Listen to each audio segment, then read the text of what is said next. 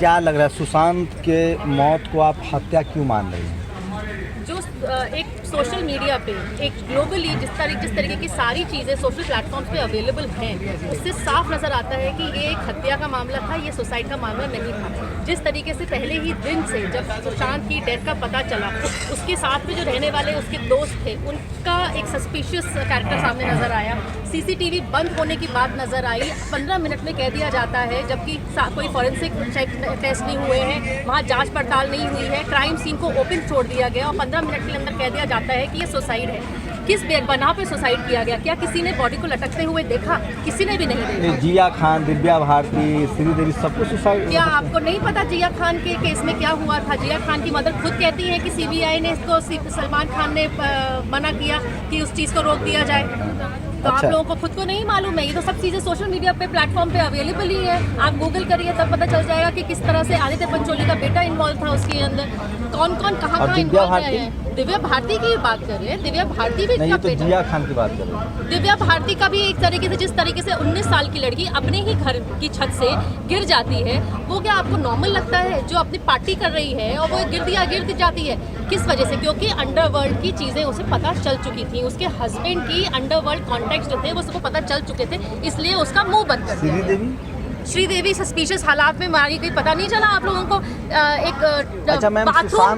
Bathroom के tub में एक 5.5 फीट की लड़की कैसे डूब के मर सकती है? तो सुशांत को लेकर क्या वो नेपोटिज्म के खिलाफ जिस तरह से बात कर रहे थे कि यहाँ कुछ लोगों का कब्जा है, परिवार का फिल्म इंडस्ट्री पर कब्जा है, बाहरी लोगों को मौका नहीं दिया जाता है, इससे लोग नाराज़ थे या उनके प्रतिभा से नाराज़ थे? सभी चीज़ें थी। सुशांत को नेपोटिज्म की वजह से भी, प्रतिभा की वजह से भी, और क्योंकि वो फिल्म इंडस्ट्री का नहीं था, उसको कभी भी सपोर्ट नहीं किया गया।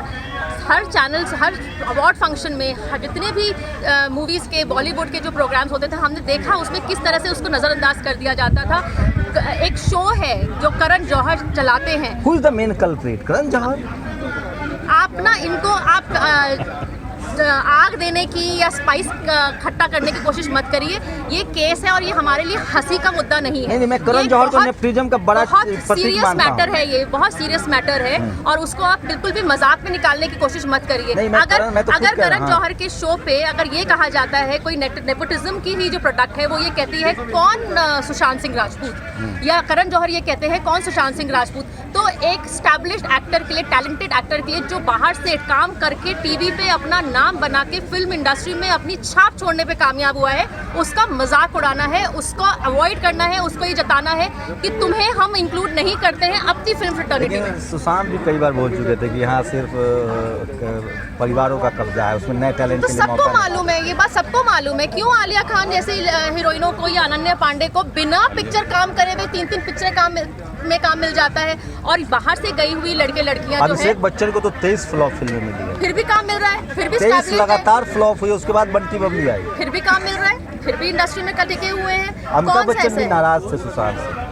सभी नाराज थे, क्योंकि जो भी बाहर से आके अपना नाम बनाएगा उन सब से नाराज रहेंगे। लेकिन लोग कह रहे हैं कि बिहारी होने से ज्यादा प्रॉब्लम थी, सुशांत बिहारी थे। सिर्फ बिहारी की बात नहीं है, उन्हें वहाँ का इंडस्ट्री से बाहर का बंदा बर्दाश्त ही नहीं है। प्रॉब्लम ये है, जब कितने लोग हैं जो बाहर की इंडस्ट्री से बाहर के हैं, जो बॉलीवुड के चैनल्स पे शोज जो होते हैं इनके मूवीज़ के, उनके बाहर के बंदों को ये लोग हाईलाइट करते हैं। मूवी रिलीज होने से पहले ये लोग लोगों को प्लेटफॉर्म दे देते हैं, लेकिन जब मूवी रिलीज हो जाए और इस तरीके का काम करें जो मैसेज देने वाला काम, MS धोनी, लगता है ये परिवारवाद की अड्डा है? आप मेरी बात पूरी होने दीजिए, उसके बाद अपनी बात बोलिए। आप पूरी बात होने नहीं देते हैं, उसकी वजह से जो मैसेज जाना चाहिए ऑडियंस के पास वो जाता नहीं है। बताइए ना।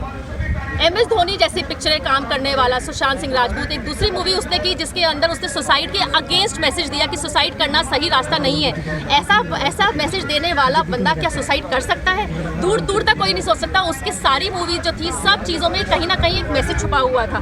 बहुत ध्यान से काम करता था, महादेव का भक्त था। पहली बात तो इन लोगों को यही बर्दाश्त नहीं है, कोई भक्त कैसे है वहाँ पर, कोई एक पूजा पाठ करने वाला सनातनी इंसान कैसे है फिल्म इंडस्ट्री में। इतना इस्लामोफोबिया हो गया है। सनातनी धर्म की वजह से भी दुश्मन थे उनके। सब इस्लामोफोबिया है। खान गैंग ने राज कर रखा है। खान गैंग किसी आपको टिकट देता है क्या वहाँ पर? अब आई आप मुद्दे पे हैं? अब मुद्दे पे हैं। बिल्कुल, नहीं तो मुसलमान है वहाँ। कौन है और कौन? अच्छा, आमिर, शाहरुख और सलमान। अच्छा, उन्होंने सब कुछ रोल नहीं कर रखा है कि साथ भी यही था कि उन लोगों को अंदर की गंदगी पता चल रही थी। तो जिया खान तो मुसलमान थी जितना ना।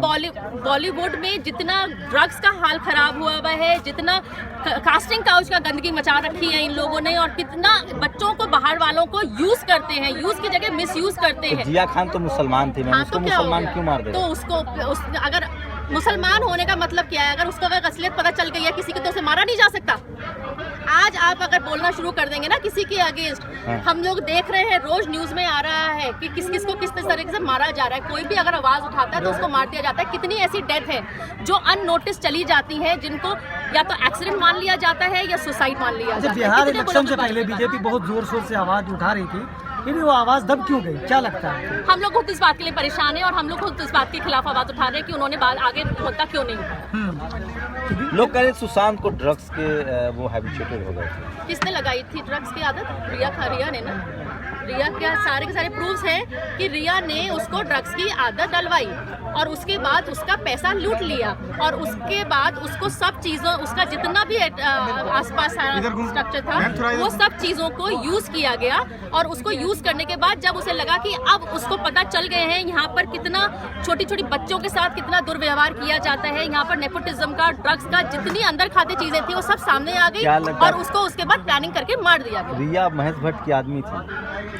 फोटोग्राफ्स बताती नहीं है आपको? आप लोग तो मीडिया वाले हैं, आप लोग तो वैसे भी तिरका ताड़ बनाते हैं। कोई अगर साथ में बैठा हो तो आप इतना ब्लो अप करके करते हैं, और अभी भी जितनी क्लोज उनकी फोटोग्राफ्स हैं उसके बारे में आप कुछ नहीं बात करना चाहते। आप लोग कुछ नहीं समझते हैं उन फोटोग्राफ से मतलब क्या है। कोर्ट ने तो उनको बरी कर दिया। किसने कह दिया बरी कर दिया है? सिर्फ बेल पे छूटी हुई है वो।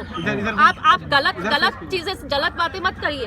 और वो सिर्फ बेल पे छूटी हुई है, और उस बात के लिए हमने खुद जब वो ट्रैवल कर रही थी, बड़ी बेकार ट्रैवल कर रही थी तो उस टाइम उनका पासपोर्ट, क्योंकि उनको ट्रैवल करने की परमिशन दी गई, तो हमने खुद समीर वानखेड़े सर से ये बात की थी जूम पे कि उनको ट्रैवल करने के लिए परमिशन क्यों मिली, क्योंकि वो बेल पे बाहर थी, और इसी वजह से वो सिलेक्टिव परमिशन दी जाती है। वो बेल पे बाहर है, वो रिहा नहीं हुई है, बरी नहीं हुई है। केस अभी भी चल रहा है, और क्योंकि केस चल रहा है अभी भी, और उस पर कोई भी सीबीआई ने अपनी तरफ से ना FIR करी है और ना 302 लगाया है, ना उसमें कुछ क्लोज किया है। इस वजह से हम लोग आज भी प्रोटेस्ट पे हैं कि हमें कुछ अपडेट मिलनी चाहिए।